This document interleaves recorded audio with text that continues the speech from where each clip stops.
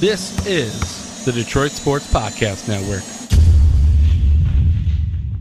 Today's episode of Doc and Jock is brought to you by Score, a new mobile app coming soon. Score is an interactive game that lets users win deals at bars and restaurants based on what's going on in live sporting events. Find new places to watch games and save money on your bill at the same time by taking advantage of Score's unique interactive specials that give you an additional stake in the action. A Score special can be anything a location wants it to be, from 10% off an item if a team scores a touchdown, to a free round of drinks if the quarterback throws for 400 yards. Any stat can be turned into a game. Pick the deals you want to win, watch the games you want to watch, and score deals in real time. The app will update when your team or player records a relevant stat. When the conditions of your deal are met, the coupons are sent directly to your device to show your server or bartender. It's that easy. Score is coming to the App Store and Google Play soon. For more information, check them out on the web at score-app.io and follow them on Twitter and Instagram at ScoreDeals. Score, watch games, score deals. Is there a sports podcast in Detroit that people are talking about? Hey everybody, this is Freddie Cohen of ESPN Radio. When I'm not talking about breaking news or breaking news on ESPN Radio, I'm always a fan and listen to the Detroit Sports Podcast, and so should you.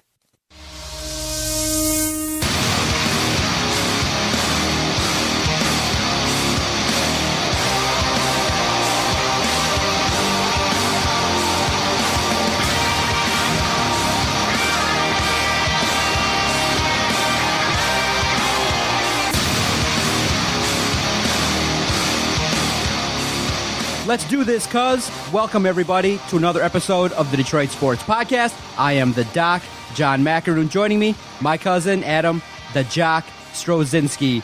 What's up, cuz? What's happening? Just a public service announcement. Don't ever eat Skittles before you record anything. Makes your mouth too watery. You just got spit going everywhere. It's a disaster. I tried doing that live read, man. It was rough.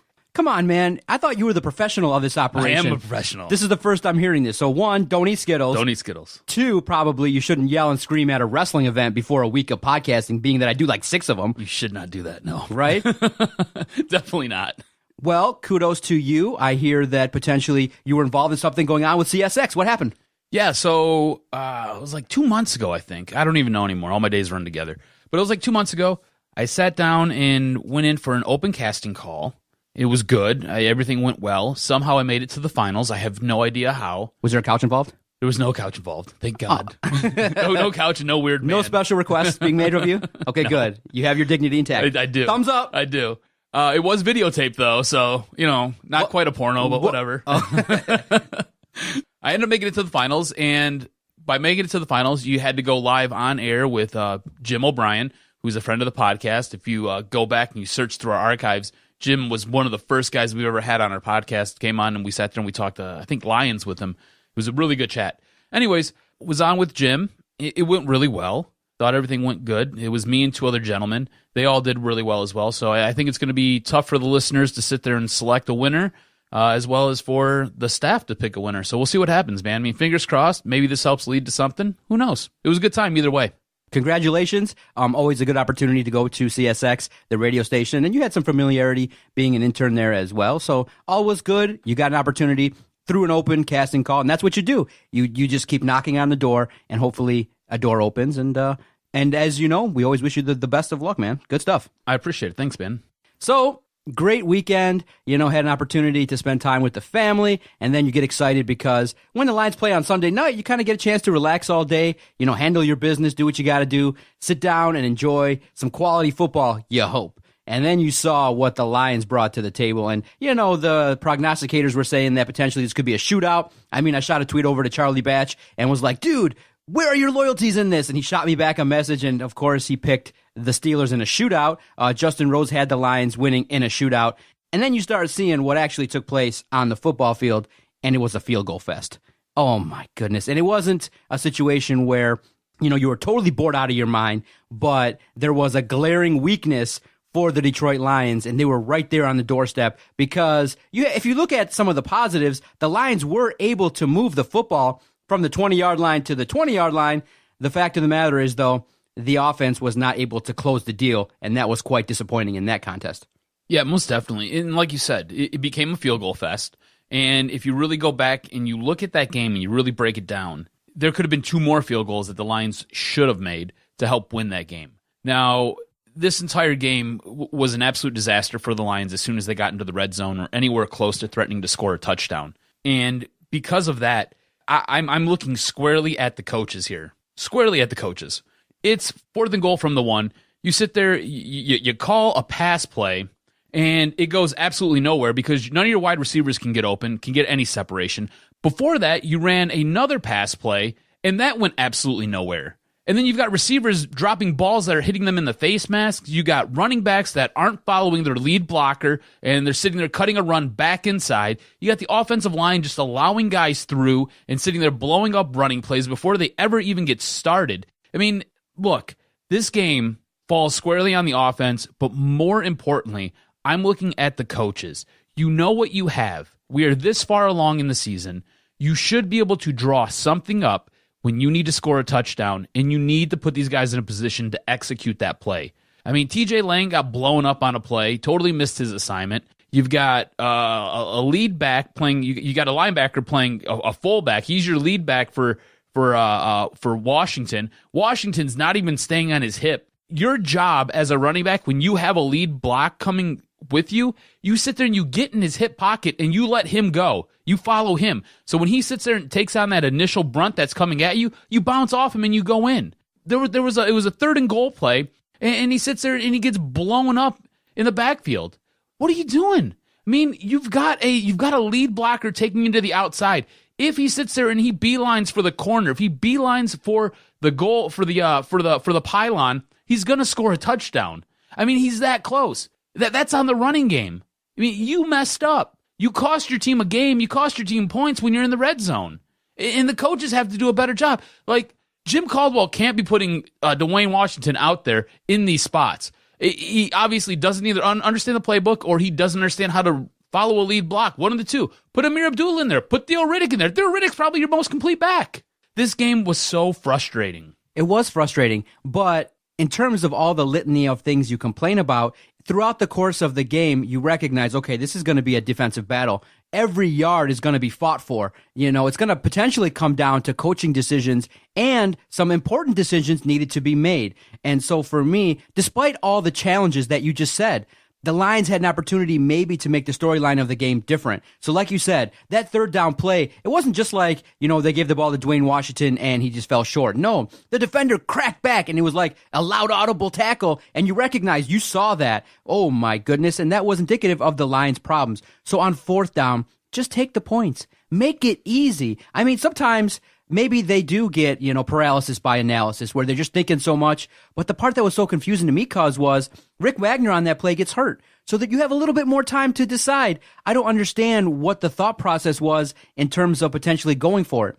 Some people would say, well, yeah, you make that decision. If you don't get it, then you can pretty much count on your defense potentially to stop the Steelers. But you also don't recognize, you don't weigh in at all the concept of momentum, that by stopping the Lions on that defensive series, potentially the Steelers get a jolt, and maybe you just make it a little bit harder for your defense to get that stand. And then what happens? 97-yard touchdown pass to Schuster. And then you say to yourself, okay, you know what? This is the turning point of the game. I just feel like in certain situations, when you have teams that potentially are close, and I felt like the Lions outplayed the Steelers throughout the 4 quarters. It's just they were not able to execute right there at the end. And the big mistake of the game was not kicking that field goal. When you had an opportunity, you know what, with Matt Prater, if you needed 8 field goals to win that game, you had an opportunity to do it. If you kick the field goal, then that 97-yard touchdown doesn't happen, and maybe the storyline changes throughout the rest of the game. And so that's why everybody's so mad at Caldwell, is mad at the offense, is mad at Jim Bob Cooter, because when it comes down to the Sentinel event, the Sentinel moment when you got to make the right calls, they are so damn hell-bent on establishing the run that they're actually running the ball more for less yards. Does that make any fucking sense to you? Makes no sense whatsoever. And I was screaming and yelling in the first half, knowing that it wasn't super important, but when you have drives and you go run, sack, you can't have that. I mean, seriously, you can't keep calling run plays on 1st down. I mean, and we've beaten this to a pulp now. I said the offense was boring. Now, others have now come out and more eloquently said it lacks creativity. Lomas Brown, after the game, came out and said, look, whatever's going on with Jim Bob Cooter, whatever's going on with that offense, it lacks creativity. Defensive coordinators have figured it out, and I think that's one of the biggest problems now with that offense, is that the play calls are not sophisticated enough. You're not fooling anybody, And as a scheme, you now have a problem on offense. And here's the thing. Jim Bob Cooter at the beginning of the season came out and said that when he was trying to design his runs and design his offense, he sat there and he worked some run plays in there. He wasn't real familiar with the whole run scheme and how to utilize the actual run as a part of the offense because he's a passing coordinator. He's a quarterback's coach. He never had to sit there and lean on the run to sit there and help a football team out. Last season, you got to really see him in a lot of that creativity and a lot of that offense that was so gangbusters, especially going late into games where they needed drives to win games and put them in position to sit there and get field goals or to score touchdowns. A lot of that was all executed on the pass. And you see it in the 2-minute offense. The 2-minute offense executes so well. They're able to sit there and gain momentum. They're able to pick up large chunk plays, and they're able to move the ball down the field in that 2-minute drill because it's a lot of passing. He's not sure how to utilize the run game, and that's an issue, and you're starting to see it. And these are just the foibles that you're seeing with Jim Bob Cooter as now he's going into his third year as an offensive coordinator or 2.5 years as an offensive coordinator. He never had to utilize the run. He has no idea what he's doing with the run game. So he's got to either reach out to a mentor or he's got to look at some better film because he's basically using what we used in high school when I played JV football. That's what he's using. It's like a halfback dive here, halfback dive there. I mean, nothing drives me more insane than when you're at 3rd and 16 and you're going to do a draw play to the running back up the middle. Just punt the ball on 3rd down. Save everybody because you're just going to get somebody hurt. It makes no sense to do stuff like that. I understand you want to stick to the run and you want that to be part of the offense. But when it's hampering your team and it's killing your football team and you're not able to score points because you're leaning on it way too much, you got to take a step back and realize what's best for the good of this team. This team right now should be at least 2 games above 500. They should be nipping at the heels of Minnesota. Instead, we're a game below 500. We just lost to the Steelers, who we should have beat. It makes absolutely no sense. Now you're on a losing streak. I mean, this is becoming a big deal. You just dropped 3 games back to back to back, and now you got to sit there, go on the road, go to Lambeau, and you got to take on Green Bay. And I don't know if you know this or not, it's kind of a house of nightmares. It really is. I mean, you win occasionally, but it is a house of nightmares. Don't be surprised if Brett Hundley sits there and just sits and strokes the Lions, just strokes these dudes, puts up Matt Flynn-like numbers. What happens is when you don't have a solid running game, now you get the illness.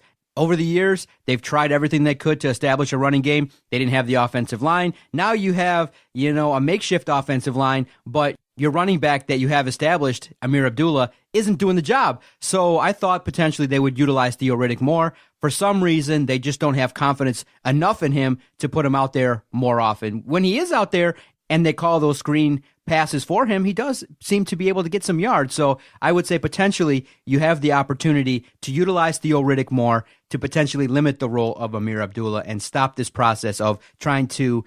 What the Lions are doing is trying their absolute best to establish a run, and it doesn't look like it's going to get there. So in the end, you have to be more creative in terms of screen passes, utilizing other factors to get those yards. Even more, like I said, passes, potentially tight end screens, more passes to Golden Tate. You just got to find ways to get those 3 to 4 yards without handing off the ball to Amir Abdullah. That's what you have to do. And you don't have to run the ball all the time for it to be a run. Like you said, you can do a screen play, do a bubble screen. It doesn't matter. Essentially, it's a run play. The ball's behind the line of scrimmage when it's coming out and when it's being advanced. It's fine. It'll be okay. I don't know who you blame this on. Do you blame it on the offensive line being in such flux where you got a rotation at left tackle right now? Your right side of the line has been hurt and banged up. You said it. So your offensive line is sitting there getting nicked up and dealing with injuries, or is this more on the running backs just not being able to do their job? I mean, Washington doesn't strike me as that standout player like we all thought he might be, especially when we seen him his rookie year when he came in. And Theo Riddick is what Theo Riddick is. Amir Abdullah, I think, is a faster Theo Riddick. It's a guy who can catch a pass out of the backfield, and he can scamper down the field, and if he gets open in space, he's dangerous. You got to find him the space for him to get open.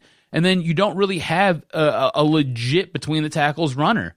Zach Zenner, but it doesn't seem like the coaching staff's high on him. after the game when Jim Caldwell addressed the media and chewed out Dave Burkett, it was a simple question he asked why is Dwayne Washington your power back? And Jim Caldwell gave a stupid answer and just said, well, because he's a back with power. Well, obviously, when you give the ball and you hand it off to Dwayne Washington and he gets cracked, obviously there's a problem. Now, you could say it's, poor blocking by the offensive line, but what did we scream and yell about in the preseason about a guy that might only cost you $1 million that has the ability to maybe find the end zone, maybe can push back the defender? A guy similar to maybe a LeGarrette Blount was available out there. So you don't have a power back. Dwayne Washington, for what it's worth, you went out and drafted him. You're trying to cultivate him, maybe raise his confidence, isn't doing the job. Nope. He's not a power back. That's not a guy. Listen, all you got to say is, and all you got to ask anybody that's listening to this podcast, it's 3rd and 1, and the Lions decide to hand the ball off. All of us are panicking. Yep. All of us are shitting the bed. All of us are worried because you can't get 3 yards. You can't get 3 fucking feet. It should count as a touchdown. At 3rd and 1, we're nervous. It should be a touchdown. That's why when everybody's like, at the end of the game and Stafford's checking into a run, everyone's like, what the hell are you doing? No, for sure. Like, they still think that they can execute a run play, and they just can't. Yeah, they don't have a running back who's really worth a damn.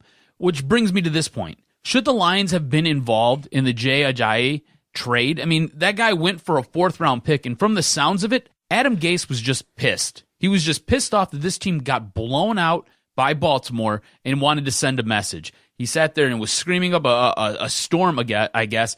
Chris Mortensen posted something and then had to hurry up and take it right back down because you know how ESPN is. It seemed like he was going to make an example of somebody, in your best running back, now I know he's got some knee issues, ends up getting traded for a 4th-round pick.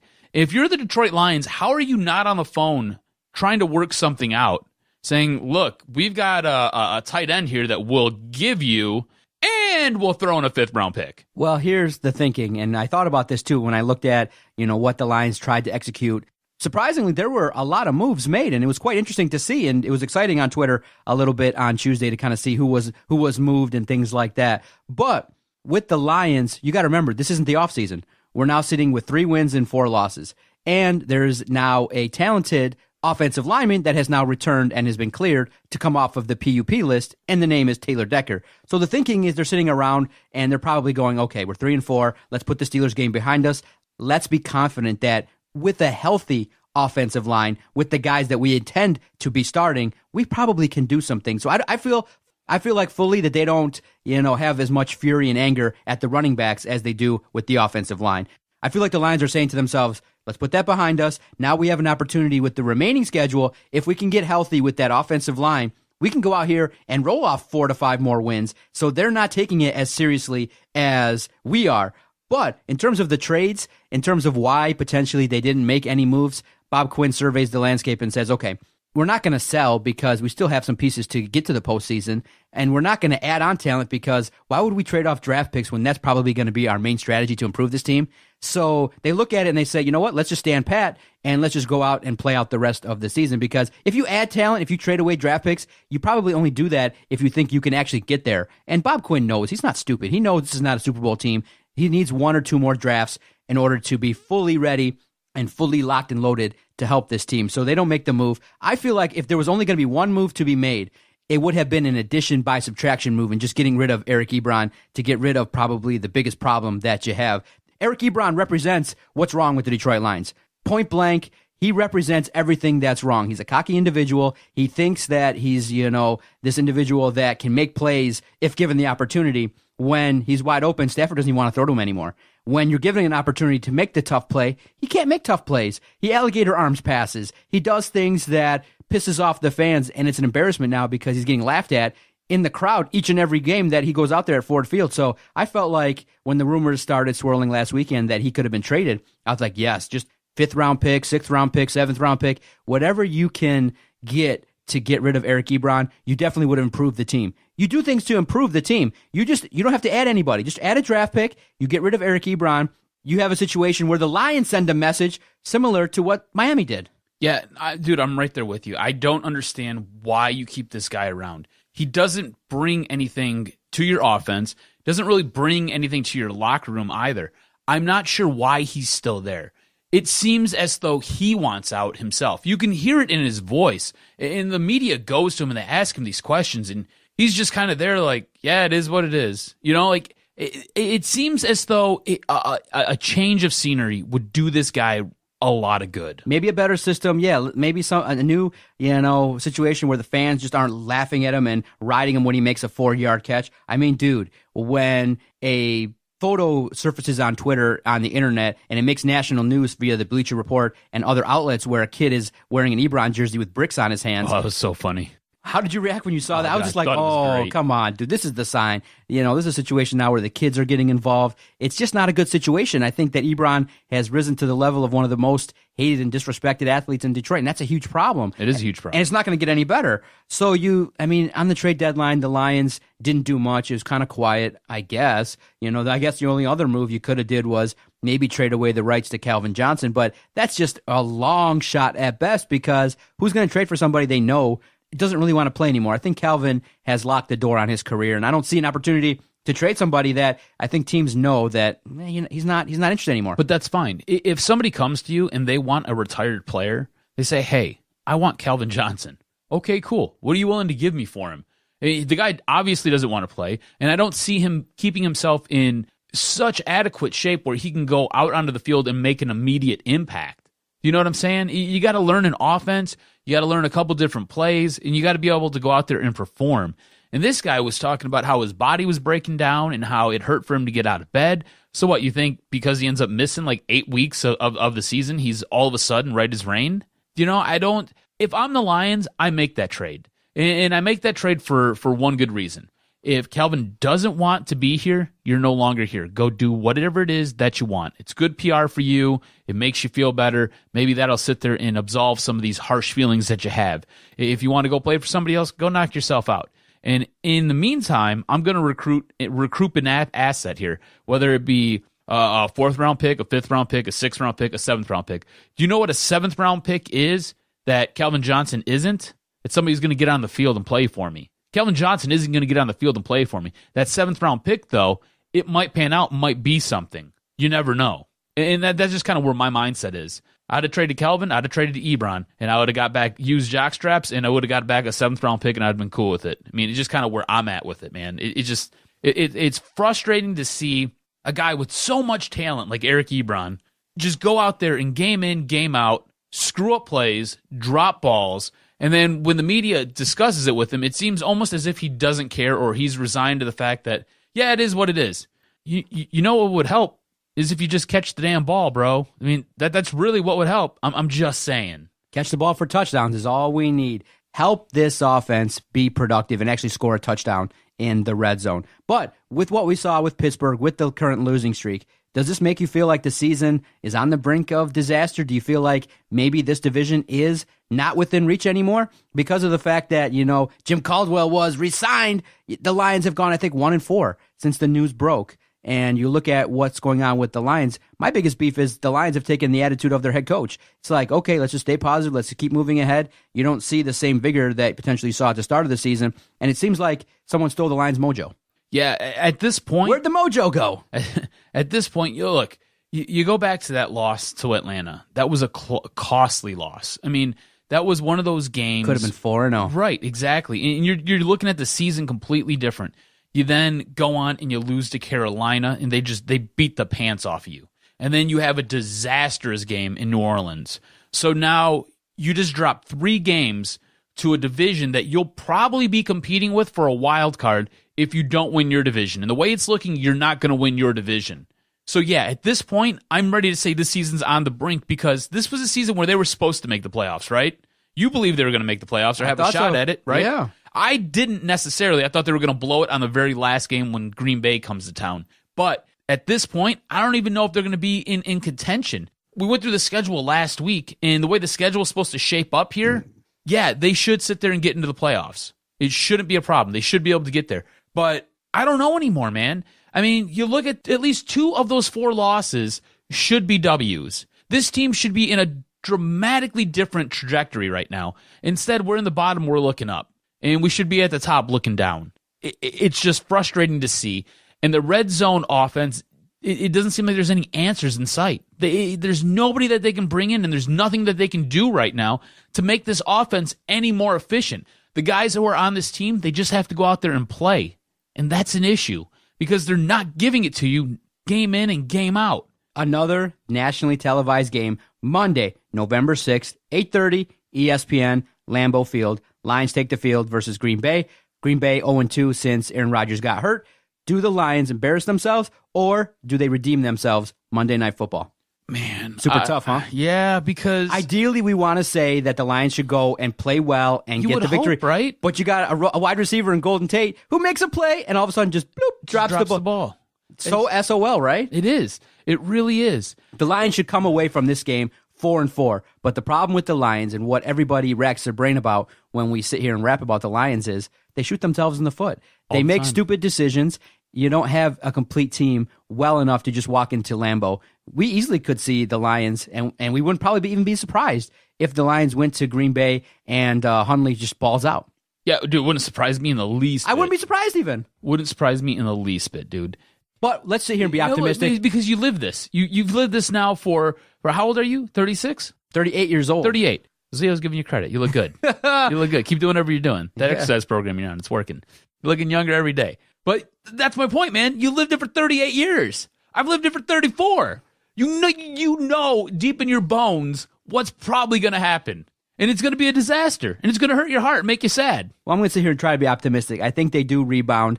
In this week, they will actually look at film with Taylor Decker practicing now. Does he see the field on Monday? It's yet to be seen. But I do think that potentially they can rework. And you got to remember, they were able to move the ball. It's just fine-tuning what they do in the red zone. And potentially maybe Fells will catch the ball, Roberts will catch the ball, and maybe going on the road might help Eric Ebron. You got to remember, Marvin Jones is making big plays as well. And the Lions offense was ranked pretty high going into the game versus the Steelers. Now, of course, those numbers get skewed based upon the awful red zone performance. But I do think they can go into Green Bay. And you got to remember, Stafford is a lot better than Hundley. I don't see Hundley keeping up with the Lions offense if they're able to score touchdowns.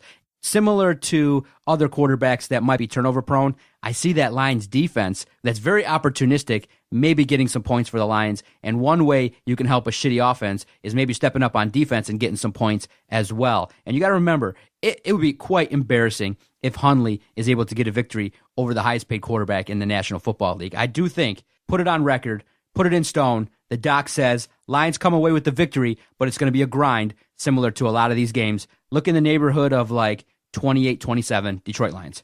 I like where your head's at. I'll back that up. They have Co-sign that, baby. Yeah, that's right. They have to win. It's Hundley. Come on. It can't be Hundley. He can't win, right? I'm going to air that first thing. It can't be Brett Hundley beating win. Look, they have to win. They have to go in there and come away with a W. If not, the season's over.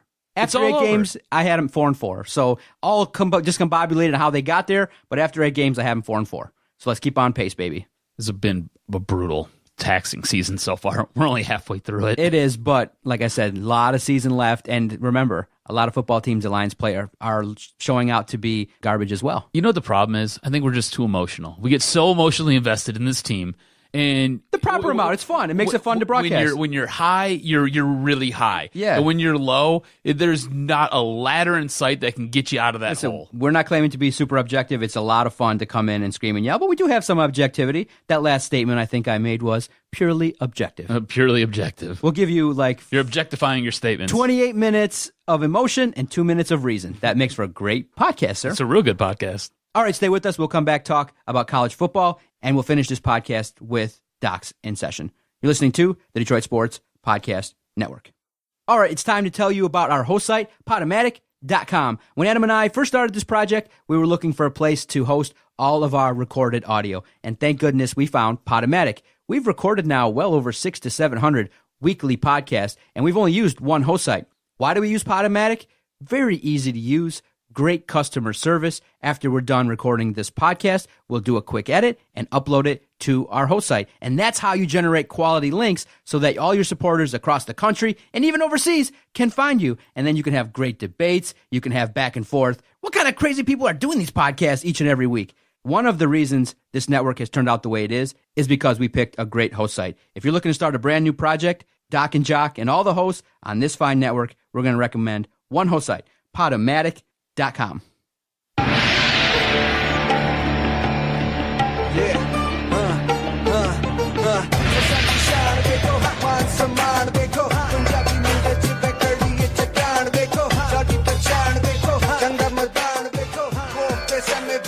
fun week in college football. A little bit tough, me being a Spartan, but it was a quality game versus Northwestern. You were able to make the game go to overtime, and in overtime, you fell a little bit short. So I was looking at Michigan State and wondering, man, why is it so difficult to overcome this challenge of playing Northwestern? And I talked to Jason about it and talking to other Michigan State supporters. And you know what? It's because they're very similar teams, hardworking teams, sometimes maybe not as talent rich as the big dogs. So teams like that overcompensate by working so hard, doing the little things right. And going on the road in the Big Ten is no easy feat. It's not easy at all. Look at Penn State. They went to Ohio State and had a lead, and Ohio State just rallied back, and they were able to do some things at home. It's hard to go on the road in the Big Ten and win, and with a young team especially, so you got to take your lumps. When you look at the game, I mean, you just look to the end of the game. I mean, Brian Lewerke takes his team on a massive drive, an epic drive, to tie the game at 17 to get it to overtime. I felt like the game was lost in the second overtime. I mean, you just come from the first overtime where you scored a touchdown. Now Michigan State gets the ball again. You score. That puts all the pressure in the world on a Northwestern team. And Northwestern just rolls through Michigan State's defense like butter. And I said to myself, right then and there, that moment when Northwestern was able to just cut through that defense, I said, I'm not feeling this. This doesn't sound right. I mean, you need an opportunity to stop somebody. So I felt like the biggest wasted opportunity in that contest was not stopping Northwestern in that second overtime, and Michigan State went on to lose the game. It's super tough. Absolutely. And Pat Fitzgerald, ever since he's taken over Northwestern, they've always played MSU really, really tough. That's why most people were scared going into that game. It almost like they're carbon copies of each other, like you said. And this game, I think, was lost on the defensive side of the ball for Michigan State. Like you said, that second overtime, it just set like a hot knife through butter, man. It just, at certain points when Michigan State needed to make a stop, they couldn't come up and play up and make the stop. And in the end, you can only do it so many times. You can only put your offense in a spot where they can bring you back from the brink of death so many times. As a defense, a certain point, you've got to step up and you've got to do your job. Michigan State's defense didn't do their job. And I know currently, in the present, talking about it, it stings, but seeing what Brian Lewerke is capable of doing, the most passing yards for any Michigan State quarterback in history after that performance versus Northwestern, you're seeing a guy that, this guy has some talent. This guy can make some throws. But as a sophomore, there are still plays to be had on the field, and it's encouraging. I know people get frustrated, and it's a now situation. But if you just look a little bit long term, Brian Lewerke is a sophomore, and he's going to get experience now versus Michigan, Penn State, Ohio State. He's going to see a lot of scenarios, and it shakes out well for Michigan State in the future now to invest in some toughness, to invest in getting some experience, and maybe not so much looking at the results this season because of the fact you're coming off of a 3-win season, and now you're going ahead now, and you're trying to make your way back. So getting 6 wins already at this point in the season is a plus. Now, looking ahead, when you get knocked down, how do you respond? And of course, a massive opponent's coming in, a team that's going to be pissed off after blowing a lead, wasting an opportunity to really get a stranglehold in the Big Ten in a team in Penn State. And I feel like if Penn State had won the game versus Ohio State, and you might think, wow, that sounds kind of crazy.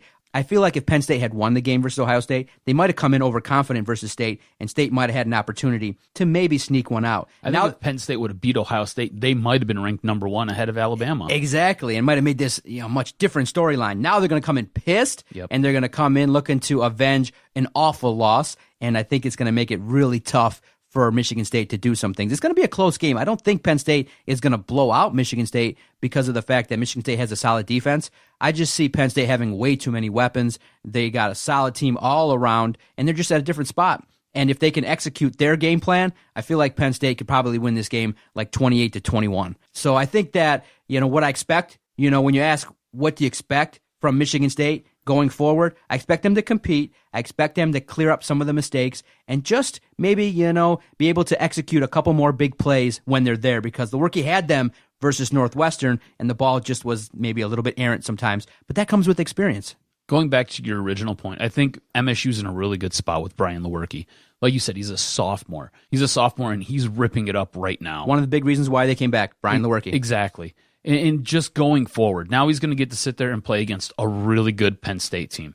And then the week after that, he gets to go up against a really good Ohio State team. And he's already sat there and beat the in-state rival, and he went on the road, had a really tough loss. You know what all that does? It just goes back into the brain, and it just motivation for later on. Now, as far as rebounding for this MSU team, I think it's going to be tough. You're going up against Penn State, and then you're following that up against Ohio State. So good luck and good luck. And you've already mentioned how upset Penn State's going to be because they sat there and they blew a game where they had a lead, a monstrous lead, and just dumb, bad coaching led to them sitting there piddling that game away. They're going to come in with their mindset on making MSU's night a living hell. And that's just kind of where it's going to be. Mark D'Antonio does a great job of getting his guys up, getting his guys ready. He had a bad loss last week against Northwestern.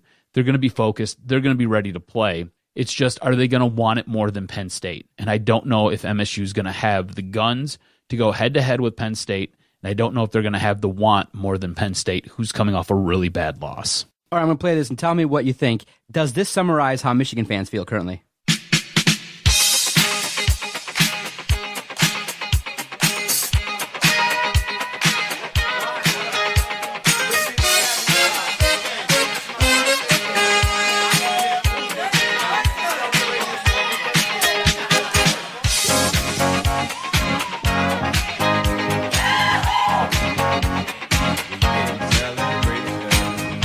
This is the sense I got once Brandon Peters came into the game.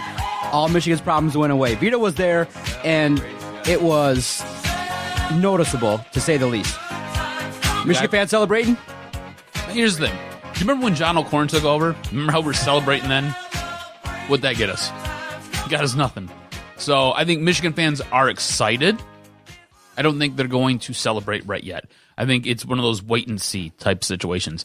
Oh, come on, you should celebrate. The Savior has been born. It's Peters. We all knew it. We all clamor for it. It's Peters. He's the Savior. Come on, damn it. Get on the hype train. I'm really surprised it took this damn long. I really am. Like, Jim Harbaugh is the most stubborn man alive. It makes absolutely no sense. Kid went out there, provided a spark for that team. You could physically see the difference when he entered the game. Those guys played up for this kid. He went out there, and he made really good passes, made some really good plays. There's going to be some learning curves there, but he showed up, he played well, and yeah, I think if you're a Michigan fan, you're excited. Absolutely, you're excited. I don't know if you should be popping bottles of champagne yet, though. Look, he's going to have a couple rough games. He's got this game against OSU coming up. I think what you're going to see, though, going into this week and then coming out of this week, I think you're going to probably see him start, and from there, I think he's going to take over the number one spot, and it's not even going to be questioned. Because right now, Jim Harbaugh is playing this game where, 51%... Peters is going to play the game, and then the other 49% O'Korn will play the game. He'll probably start, but, we're not really sure. Look, dude, you got no other choice. You have zero other options. You're going to go play Minnesota. You need to start Peters. You need to let him get some solid footing underneath him. You need to go and you need to pile drive Minnesota. Then you need to sit there and then take out whatever anxiety you have out on Maryland, and then you need to go get ready and play Wisconsin, and that's your tune-up for OSU. So get it figured out. Peters needs to be in there taking all the first rep snaps. You're absolutely right. I just think that Jim Harbaugh kind of couched everything and made it a little bit better by saying, look, we had planned this all along. We had intentionally... Please. You think so? No. I think he's an idiot. He might be the smartest, most diabolical man in the history of Michigan football. I don't know. I think he's a few sandwiches short of a picnic basket. Like, he's like slightly crazy. And that's cool. I don't mind having a crazy coach. I was all about Les Miles, and Les Miles likes to eat grass. So, whatever. You can be quirky. You can be weird. It's fine. You're not starting Peters right off the bat. When you see O'Korn didn't have it, there's a problem. There's an issue there. And you want to sit there and turn around and say, oh, well, this was the plan all along. Look, O'Korn threw an interception, and you had him on a short leash. So, bravo for finally figuring it out. Bravo for giving your fans what they want. They wanted to see the kid. The kid went out there, and the kid showed up and played. You need to start the kid. You need to let him play. Do you see Brandon Peters being the guy now? Is he going to potentially be the guy going forward? Can he beat out a Wilton Spate when he gets himself healthy and comes back next season? Is this now forming out to be a big problem? I would think so. I would hope so. I mean, this is the guy that Jim Harbaugh went out and personally selected. He was the one of the quarterbacks that Harbaugh was like, I got to have this kid. So this is the guy who you want running your offense. There's no reason he shouldn't have been running this offense when the season started. I mean, you go back to their what was it? The game that they had before, the little scrimmage game where you got the maize versus the blue, that game. Can't remember what it's called right now. Anyways, but in that game, he was sitting there, he was beating the pants off of Spate, and he was beating the pants off of O'Korn. He was the best guy on the field that day. And you mean to tell me since that day to what happened last week, the kid couldn't figure out the playbook? Couldn't figure out how to sit there and play the game? I don't think that's the case. You're not concerned at all that Harbaugh hasn't come out already and said, this is my number one? Yeah, I'm concerned about that. Like, I don't think it helps the kid. I don't think it helps Peters out at all. I mean, you got a coach who doesn't want to go with you, it seems like. He seems super apprehensive. This is the guy who sat in your living room and said, hey, you're going to come play at Michigan, and there's a good possibility you're going to be the starter, and I want you to run my offense. You're the first quarterback I'm selecting of my new regime. The kid gets in, the kid's sitting there doing everything that you ask him to do, and then you turn around and you're like, I don't really know. I'm not really sure if I can trust you with the football. What? Are you serious? Why did I come here? What's going on? You know, I mean, we've already talked about the inadequate play of the wide receivers. You got wide receivers who can't get separation from anybody. So now you've got a quarterback who you want to sit there and throw timing routes with these wide receivers who can't get open. Okay, good luck with that. I mean, I think it's more to the guys around him that have really stunted his growth as a quarterback. Jim Harbaugh going with Wilton Speight and then John O'Korn, I think that's a black eye on Jim Harbaugh, and I think it's a black eye on those guys that Peters has to play with. Because look, man, he went in that game and he took complete control of it. He took complete command of that huddle. He had everybody's attention, and he went out there and he razzle-dazzled. Those guys played up for him. There was something intangible when he was on the field, and that's what we've been talking about. If you're a Michigan fan, you should be excited. If you're Jim Harbaugh, you're an idiot because you didn't play this kid sooner.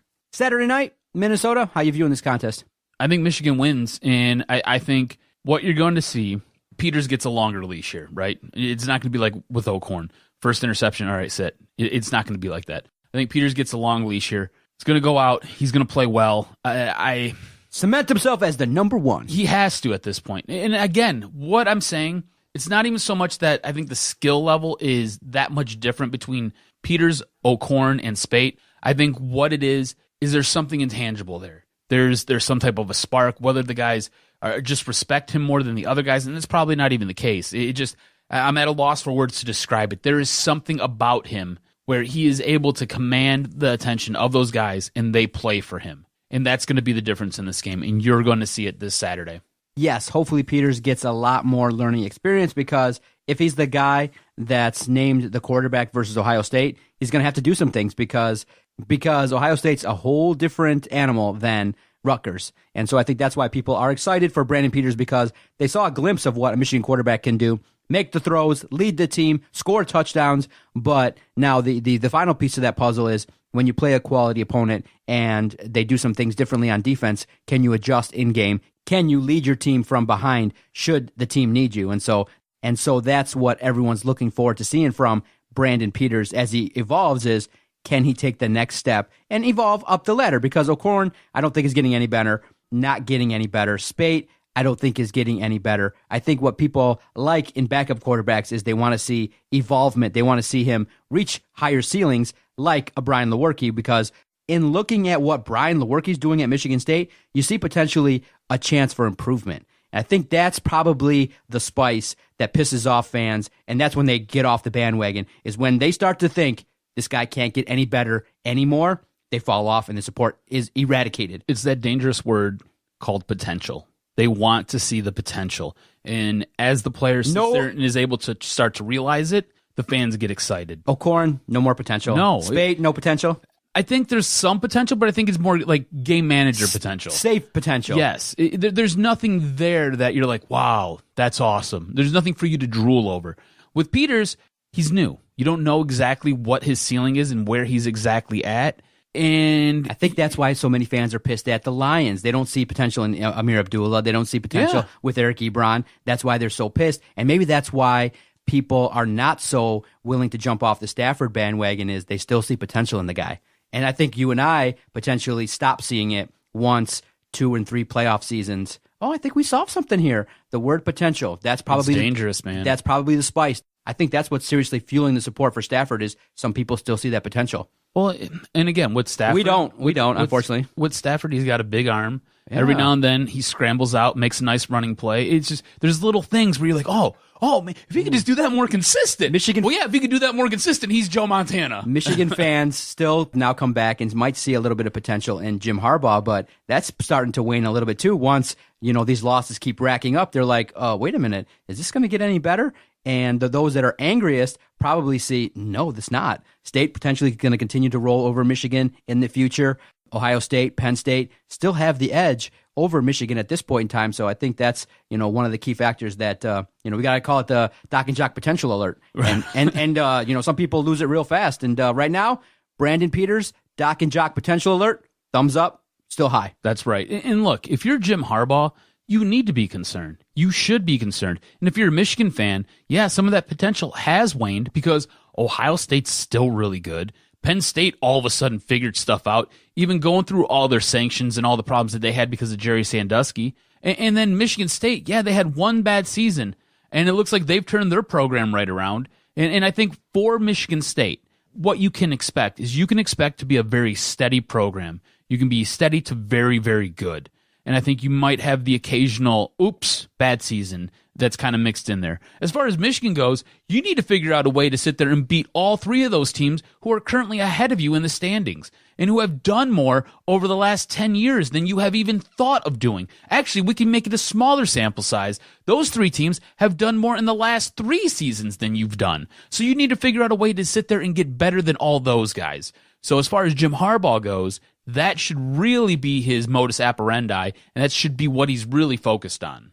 All right, final timeout. We'll come back with Doc's in session. We'll take a look at a bunch of things going on in Detroit sports and maybe a couple of things nationally as well. You're listening to Doc and Jock on the Detroit Sports Podcast Network. If you've enjoyed the weekly content provided by the Detroit Sports Podcast Network, thank you for all your continued support. One of the free and easy ways to show us support and to help keep the wind in the sails of the project, go visit our website, DetroitSportsPodcast.com, and also follow us via our social media platforms, via our Twitter page at Detroit Podcast. You can follow Adam at AdamRSTROZ. On our website, you can find out what show airs when. You can click through the Amazon banner to take care of all your online shopping needs. If you want to buy tickets to any of the sporting events in town, you can definitely click through the tickets banner. Thank you for your continued support. Every time we go and check the numbers in terms of who's following us on Apple Podcasts, the numbers keep trending upward. And we greatly appreciate the increased listens, downloads, and interaction via our Twitter platform. Each and every month, we're getting about 1 million views via our Twitter page. And when Lions games take place, we greatly appreciate everybody ranting and raving along with us and having a good time being a supporter of Detroit sports. Again, visit our website, DetroitSportsPodcast.com.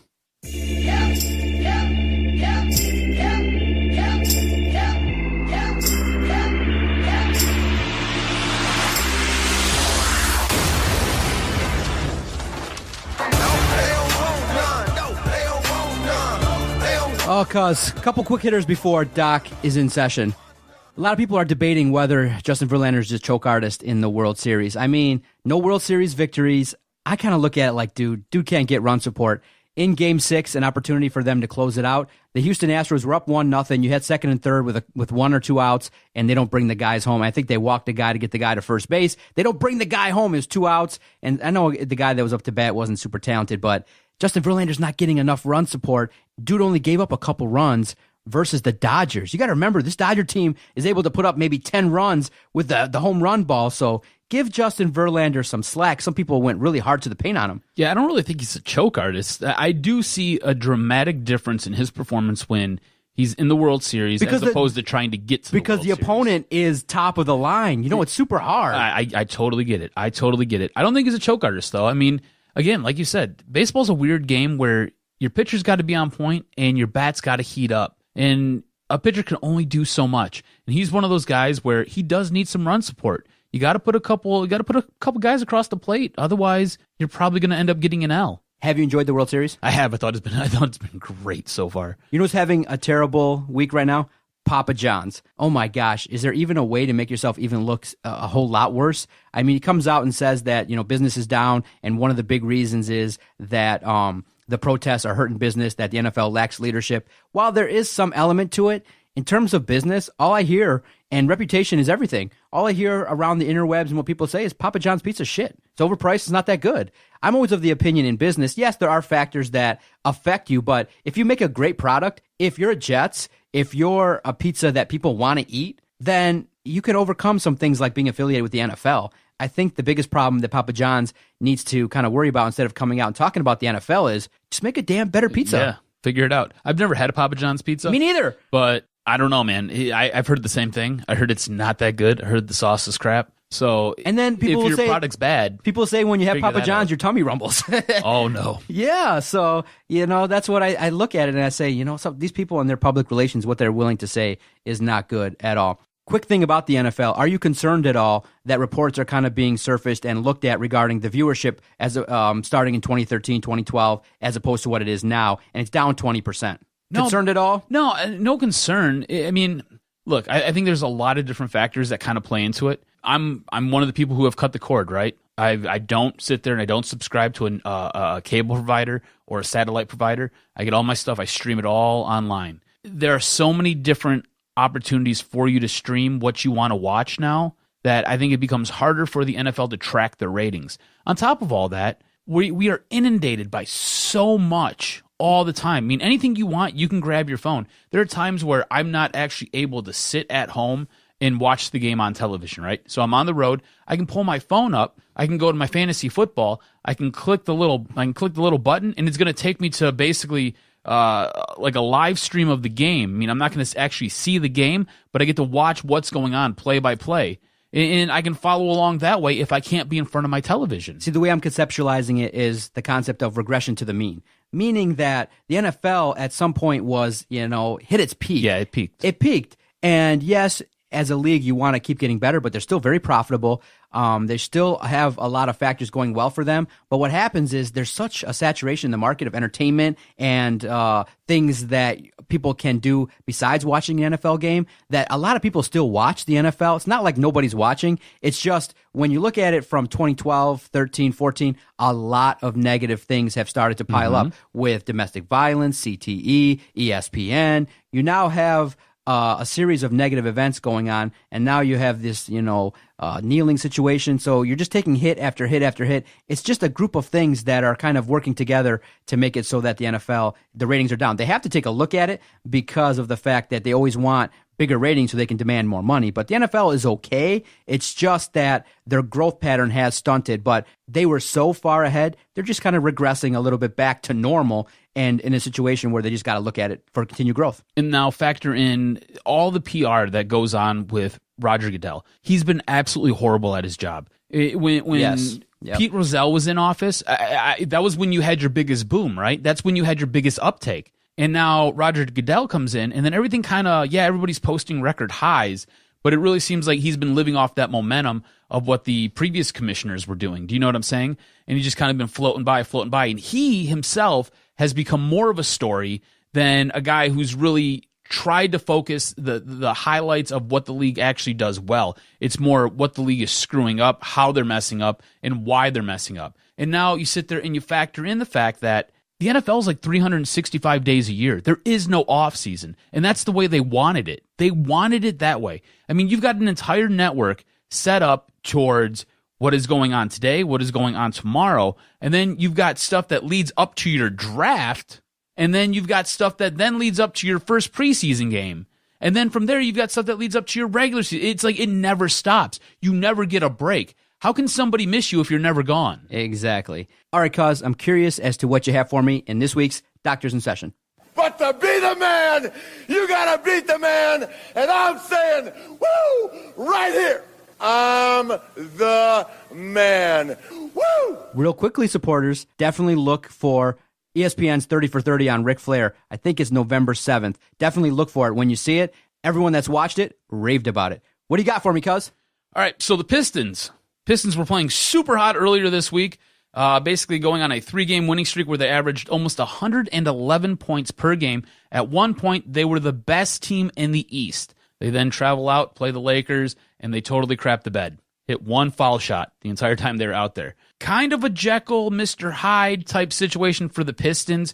How surprised are you that they've been this competitive and been able to score this many points with some of the best in the league, like taking down Golden State. Always appreciate talking basketball, as I am the DSP basketball insider. With the Pistons, look, I mean, once early in the season, people started talking about their competitiveness, their effort. People kind of said inside that organization, okay, it's serious now. We got to take a look at what we're doing. And it starts and ends with the energy level of this team. This team, if they perform, night in, night out in terms of playing defense and the energy they bring, they can be competitive. Early on in the season, they just weren't bringing it night in, night out. And of course, it takes time to gel with the unit. So early on, you're seeing this team kind of take shape, and you're starting to kind of formulate what this team is going to be about. Okay, last year, this offense did a lot of pick and roll through Andre Drummond and Reggie Jackson, and that's kind of how the offense was predicated. This year, you've added a couple pieces now that have emerged, and you've kind of changed philosophies a little bit. Reggie Jackson is being asked to do a little bit less, and what you started to see now in this West Coast trip is they're doing some facilitating through Andre Drummond, getting the ball to him, let him facilitate to Tobias Harris, to Avery Bradley, to Reggie Jackson, and letting Andre kind of facilitate a little bit. It allows the offense to open up a little bit, which you now see in terms of what you saw versus the Clippers and the Golden State Warriors. The offense was a lot smoother. It was run a lot more efficiently. And what we asked for, a little bit more emphasis on Tobias Harris. Dude has come out, I believe in 4 or more games, has dropped 25 points. And so, you found a guy that can score the basketball. And so when you find the guy and he's actually making baskets consistently, feed the man the rock. And Tobias Harris, being a guy that can score the ball, has helped this team, especially out west. Getting 2 out of 3 out west is super impressive. Now, the game versus the Lakers kind of was the old Pistons. A little bit of a lack of effort, a little bit of a situation where the Lakers kind of pounced on them early and they didn't let up. Remember, out west, you got a situation where it's really hard when you play the Clippers, the Warriors, and the Los Angeles Lakers to probably get any wins. So to get 2 out of 3, that's not bad at all. To sit atop the NBA Central Division at this point in time is not bad at all. And so what's improved is the defense has improved. The additions of Avery Bradley and the emergence and the continuing emergence of Tobias Harris has really helped this team, as well as the contributions of some side players. And you got to remember, too, you also have Reggie Jackson, Andre Drummond contributing a lot more. And so with that mix right now, I like what the team is doing. Hey, what did we say earlier in the year? Shoot the 3, make the 3. When you shoot the 3 at a much better clip, the team looks a lot better. Who's been the one player that's really stood out to you as the season's kind of starting to unfold a little bit more and more each week? You have to give credit to Andre Drummond. I mean, the guy is a double-double machine. He's trying his absolute best to facilitate and to do some things on that offense. He's trying to play with more energy, being a little bit more consistent. Now, is he ever going to be a great free throw shooter? No. But what he has to bring to the table is you can't be a guy that's not a factor. Dude has size. Dude has the ability to draw defenders in, and the reason why I think the Pistons are going through him is that because of the fact if you develop a little bit of an improved offensive game, now the defense has to respect you. You can just kick the ball out to Tobias Harris, and his shot is much easier. Instead of, if you don't get any respect, then dude, they don't even guard you. You can easily double Tobias, and his shots are much more difficult to take. So with the emergence of Andre Drummond, if he can be a 15 and 17 guy every night, the Pistons are going to make some noise. And then you surround him with guys that can actually shoot the ball and make it. I'm impressed. Now, switching gears a little bit, switching over to the ice, how surprising is it to you to see that Andreas Athanasiou is already putting points up almost immediately the moment he touches the ice, especially having such a short preseason to really get ready and kind of get his legs in shape for the rigors of the NHL? I think one of the factors that people are ranting and raving about regarding the Red Wings is Athanasiou has talent, and a guy with talent can go out there right away and contribute to this team. And I think the Red Wings, as evidenced by their 5-3 victory versus Arizona, Athanasiou's in the mix. He's a guy that can pass the puck. He can make some plays happen. He's a contributor, and it's nice that they finally got him, and they probably wish that they would have paid him. But this is what happens when you give contracts in a salary cap league to guys that aren't producing. Athanasiou deserves a little bit more money because he's a producer. And, he's just caught up in the notion that he's got to be a complete two-way player. And he does make mistakes on the defensive end. He's trying to shore them up. But I'm not surprised at all. I feel like the Red Wings were waiting for that spark. I mean, you can't have 6-game losing streaks in this NHL. And I think without him, might have sunk into some bad depths. Now with him, with the improved goaltending of Jimmy Howard and what he's bringing to the table, this team is, poised to kind of, as we say, tread water until it's crunch time and they got to, take the step to make it into the postseason. But with Athanasiou, it's a much better team to watch. Now, we talked about the World Series a little bit earlier. They just wrapped up Game 7. It's been a great World Series. Both of us have enjoyed it. What did you enjoy most about watching this World Series? Everybody's been talking about the juiced baseballs. You know what? When you look at baseball and you say to yourself, okay, quality baseball, you have to watch it. These are the two best teams in the game. And so what I enjoyed was the Houston Astros, the LA Dodgers, the two best teams going at it, and it produced drama. It produced a lot of key moments. People are looking at the juiced baseball, and they're assessing whether or not they like the fact that, baseballs are flying out of the ballpark. I've enjoyed it. The games have been competitive. There's been some offense. At the same time, both teams match up so well against each other. They both have a couple starting pitchers that are of quality. They both have quality bullpens, but they both have guys in their bullpen that can let up some runs as well. So I like the fact that this World Series pitted two teams against each other that were pretty much mirror images of each other. And when they play each other, it produces great baseball. Each game has had some drama, some late inning life, some comebacks. That's what you like to see in a World Series is drama, some storylines.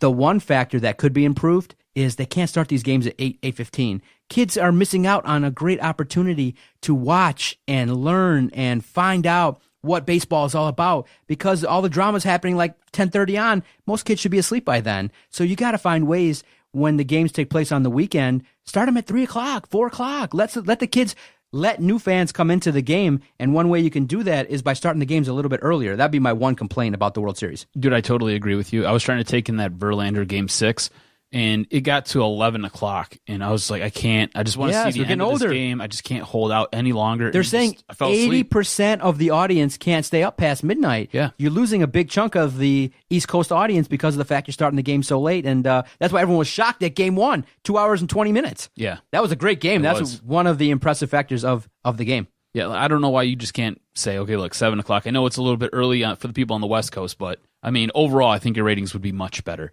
All right, so you talked about the two best teams being in the World Series. You've enjoyed the way they both have played. If there was one team that you could model your future Detroit Tigers like, which team would it be and why? I don't think it can be the Dodgers because of the fact that they're just flush with cash, or they can add on. Way too much. You have to do it like the Astros. The Astros, I believe in 2012, 2013, lost a bunch of games. They earned a bunch of draft picks. And then when they were finally competitive, they pulled the trigger on bringing in a guy like Justin Verlander. You got to remember, this team has a payroll overall less than $100 million. Less than $100 million. So you better find a way to do it like the Houston Astros, where you suck for a while, you suck in 2018, you suck in 2019, continue to get top 5 draft picks, and you have to hit on those draft picks. You got to get your Jose Altuve. You got to get your contributors that are going to do some things. You got to get your Correa. You got to get talented young individuals. And then maybe the Tigers believe they already have them in the collection of arms that they have already established down there. And then you got to get these guys to produce when they come up. Castellanos has to get better. Jacoby Jones has to get better. James McCann has got to find his offense on a much more consistent basis. Jose Iglesias has got to do more on offense. And you just need the guys that you target to be productive to actually go out there and do the job. I think you're spot on. Houston has to be the model. Yeah, if you're going to build like any team, it's got to be Houston. Otherwise, you find yourself where the Tigers were, 2 years ago, 3 years ago, where you've got an exorbitant payroll. You got aging veterans mixing with some young guys, and just the Tigers have tried it that way. They were stuck in the middle. Yep. Now you deconstructed it. Now you're rebuilding. And like you said, you got to hit on your draft picks. The Tigers have to do a much better job addressing and recognizing talent and get those kids through their system and up to the minors and have those guys make an impact. See, I have a big regret now. What's that? When we were screaming and yelling about the window being shut, I should have screamed even louder. I should have just sent a copy to the Tigers front office and been like, look, the doc in Sterling Heights is saying the window is closed. Shut the damn window. Break it down. Rebuild. I should have sent it to them instead of sending it to other people. See, here's the thing. Nothing pains me more in this life than telling you that you're right and that you're spot on about something. You were so right about the Tigers, though. It just made sense. You called it like 2 and 3 years ahead of time. Because I think people aren't asking the right questions. You have to ask, is this a World Series team? Maybe they were stuck thinking they really had potential when maybe our potential radar was on point back in the day. They just thought they had it, and I didn't see it. Yeah, hey, you were spot on, and I'm a dummy. I'm a dummy. Because I was spot on, baby. I was like 2 years behind you. I was going to give myself some credit there, and I don't deserve it. I really don't deserve it. So no, man, you were spot on with the Tigers, and I think you're absolutely right. You got to build like the Astros. They're a fun team to watch too. I mean, they are a lot of fun. I almost want to go buy myself a Houston Astro t-shirt just because. There you go. Is that it, sir? That's what you got? That's all I got. Normally I'd sit there and I'd cram it with a whole bunch of bonus questions for you. I got none. Just the right amount. Very much appreciated. Always enjoy recording the Doc and Jock podcast. And for those of you listening, we've also added the Doc and Jock wrestling podcast that comes out each and every Friday, DetroitSportsPodcast.com. For the Jock, Adam Strozinski, I am the Doc, John Macaroon. Thank you so much for finding us. We greatly appreciate all your support. Go Lions. This was locker room talk. Second dick. Sorry, Detroit. Didn't quite work out. And all I can say is Detroit Sports Podcast scores. I hear voices in my head. They counsel me. They understand. They talk to me.